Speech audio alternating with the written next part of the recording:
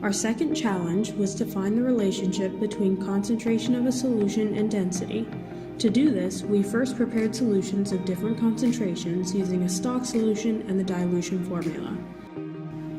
You should always transfer liquid from the stock container to a new container before pipetting or adding to a graduated cylinder. Never pipette straight from a stock solution. The stock solution is a prepared concentration of a substance, and when it's ready to be used in an experiment, it's typically diluted to the desired concentration for that experiment.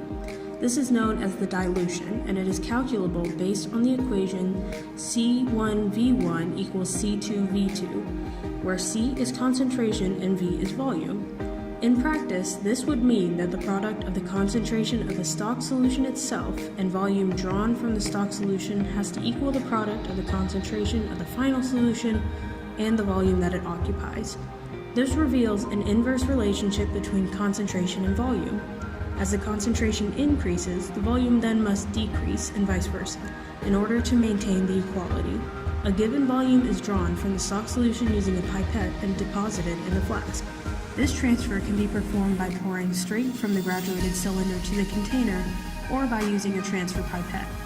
To use the pipette, squeeze the ball and insert the pipette into the solution. Slowly let go of the ball, drawing solution into the pipette. When you have drawn up enough solution, take the ball off and hold the top of the pipette with your thumb to prevent liquid from releasing. Read and record the volume currently in the pipette. Next, release some amount of liquid into the desired container and read and record the new volume in the pipette.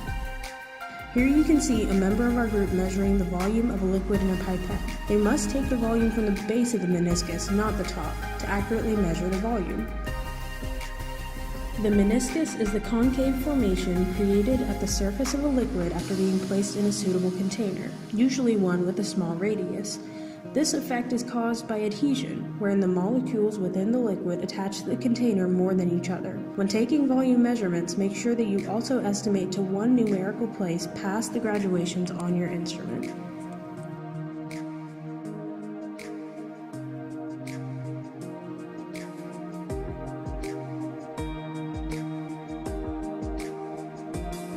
To use the graduated cylinder, pour some amount of solution into the cylinder.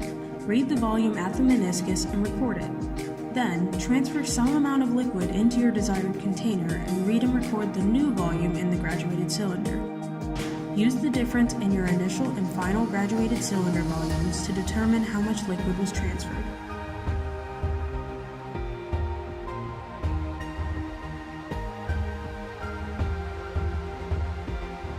Then, the solution is diluted by adding water to the line on the flask. The final concentration is determined by applying the inverse relationship between concentration and volume before and after dilution. Dilution essentially decreases concentration and makes the substance less potent.